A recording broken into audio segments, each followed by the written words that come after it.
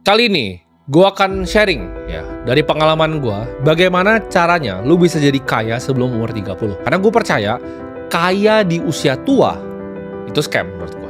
Ibarat manusia kan rata-rata hidupnya banyak yang 70 tahun ya. Kalau kalian cari rata-rata mungkin cewek 74, 75, cowok tuh 72, 71 banyak yang udah meninggal. Kita tarik rata-rata karena manusia itu nggak hidup banyak sampai 100 tahun gitu. Kecuali ke depannya ada bioteknologi dan lain-lain. Tapi yang gue lihat dari datanya dan gue lihat diri gue sendiri, ya mungkin di 70-an gitu. Nah dari 70 ini ya 20 pertama itu dipakai untuk sekolah, ya kan, sekolah, SMA, kuliah ya. Habis itu 45 tahun tuh kerja, pensiun 5 tahun terus mati. Jadi lu bebas ya, pas udah tua ya baru bisa travel 5 tahun terus mati.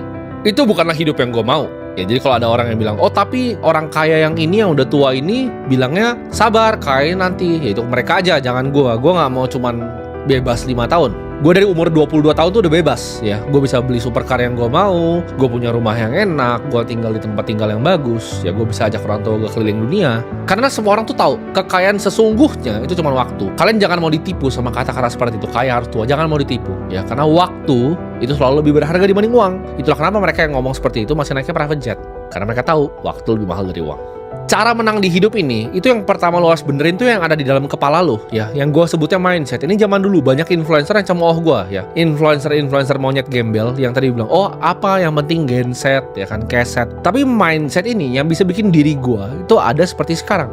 Jadi jangan mau diremehin kalau lo pengen belajar tentang mindset. Mereka yang cemooh soal mindset itu bahkan orang tuanya sendiri ya. Lihat anaknya seperti pelawak kayak gitu di TikTok tuh malu punya anak seperti itu. Mindset yang pertama yang kalian harus punya yaitu percaya ya. Ini kan gue ngomong konteksnya dalam kaya ya.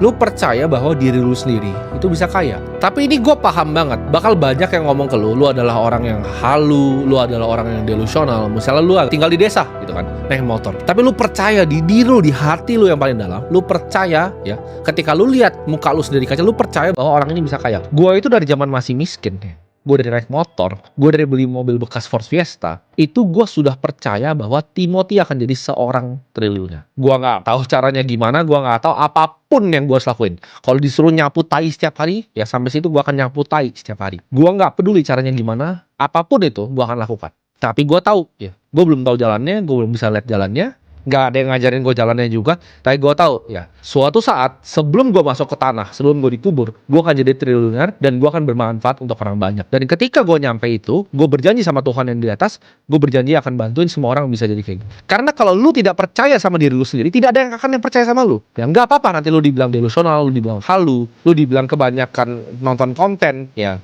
nggak membumi, biarkan semuanya itu. Kalau lu nggak benar-benar bilang bahwa diri lu bisa kaya, itu jalan di depan lu, pintunya itu tidak akan pernah terbuka. Dan lu jangan takut jadi kucilin sama teman-teman lu yang ngatain lu halu, karena dengan lu punya mindset seperti ini, lu akan ketemu dengan orang-orang yang punya mindset seperti ini juga. Gue senang ketika gue punya grup besar yang ada partnernya banyak, dan semuanya mindsetnya sama. Semuanya yakin mereka bisa jadi triliuner yang lebih kaya lagi, dan ini seru banget. Ayo kita lomba yuk ke 30 triliun. Yuk, siapa duluan nih? A, ya kan? B, C, D, siapa nih? Siapa yang duluan ke 30 triliun? Ayo kita lomba. Bahkan grup kita itu namanya Road to 30 triliun loh. Nama grupnya Road to 30T. Jadi kita semua lomba ya siapa duluan nih. Jadi ketika lu punya mindset pemenang, lu akan dikelilingi oleh pemenang-pemenang di dunia ini. Ketika mindset lu, ini halu, lu kan ketemu yang halu ya cuman ngopi, ngerokok, jadi sampah. Jadi monyet, jadi badut di TikTok. Ini adalah satu momen yang gue ingat banget ya di hidup gue. Jadi waktu itu ya itu gue bikin marketing agency ya, gue kerja di salah satu startup yang gue di mana gue di sana double job juga. Gue jadi marketing eksekutif ya di startupnya. Videonya sempat viral waktu itu, seliweran di mana-mana. Itu gue waktu itu naik mobil Audi A4. Itu mobil yang menurut banyak orang mungkin udah oke untuk anak seumur gue ya, baru lulus SMA naik Audi ya. Gue waktu itu meeting ya di sama klien gue inget banget mallnya di Central Park. Itu gue waktu itu pengen parkir di situ, tapi mobil gue Audi. Gue gak boleh parkir, jadi gue disuruh turun ke bawah ya kan. Yang ada muter itu baru parkir yang di atas, dan gue jalannya agak jauh karena gue mau meeting di restoran yang ada di pinggir taman itu. Jadi gue harus kayak parkir ke atas, gue turun. Tapi pas di belakang mobil gue persis, itu gue inget banget ya. Ini dulu ya. Itu ada di belakang gue tuh ada Ferrari 458, itu warna merah. Warna merah, dia ngedim gini mobil gue. Dia ngediri maksudnya dia memanggil orang security-nya. Mobilnya itu dikasih parkir di situ, dia turun. Ini kalau gue nggak salah mallnya baru buka jam 11-an. Dia dikasih turun di situ ya, dia bawa cewek juga, dia turun di situ terus dia jalan masuk. Di situ gue mikir, kok ada orang bisa beli mobil itu penghasilan gue bertahun-tahun siang bolong begini, pagi mallnya baru buka nih. Itu restoran tuh beneran baru masih siap-siap di jam 11 kalau nggak salah. Gue mikir harusnya gue tuh kerja jam segini tuh gue jam kerja. Kok bajingan ini bisa naik supercarnya ke sini dan dia nggak kerja gitu loh, dia bebas waktunya dan dia bawa cewek sini, berarti kan dia mau makan doang gitu loh. Gue tuh makan tuh meeting gitu, gue masih dalam konteks kerja. Gue itu jadi kepikiran terus ya. Sejak hari itu gue kepikiran terus, gue jadi panas ya. Gue panas akan kondisi gue sendiri. Kalau kalian banyak yang lihat seperti itu, kalian cuma biasa aja, oh ya udah. Atau makan kalian katain, oh sombong banget nih orang. Gue tuh nggak pernah ngatain, gue cuma kok bisa ya bajingan ini. Siang-siang lo anjing, siang bolong begini. Dia malah asik makan sama ceweknya. Dan gue tahu di hati gue pasti suatu saat bisa jadi dia. Gue tuh kalau udah taruh pikiran gue ke satu hal, gue yakin gue pasti bisa lakukan. Apapun itu ya, olahraga apapun ya, game apapun yang di dunia ini gue taruh otak gue yakin gue bisa. Jadi gue pikir situ, oke, gue yakin gue bisa. Seperti ini.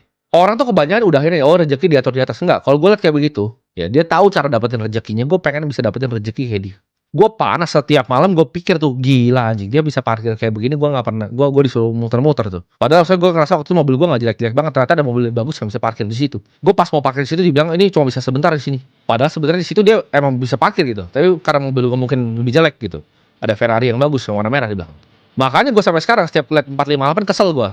Ah mampus lu mobil murah lu, gue sama hati gue gitu. Seneng gue, ya karena dulu gue nggak boleh parkir karena mobil itu, gitu. Dan setiap kali gue sering cerita, tiap kali gue jadi wedding organizer, ya gue liat orang makan, atau bahkan gue makan di restoran deh. Waktu gue punya agency, ya gue kan udah punya ratusan juta juga, dan gue income gue lumayan, gue dari market tuh dapat lumayan. Ya. Jadi gue dapat agency, duitnya gue taruh di market, dari hasil gue jualan pomade, gue jualan sedotan tuh gue puter-puter terus di market, dan itu lumayan. Gue tuh bukan orang nggak punya duit. Zaman yang kalau kalian ingat ya, gue TikTok masih putangan, itu gue taruh portofolio gue di samping, monthly gain gue tuh ratusan juta. Dan semoga yang nonton ini semua bisa sukses sebelum umur 30.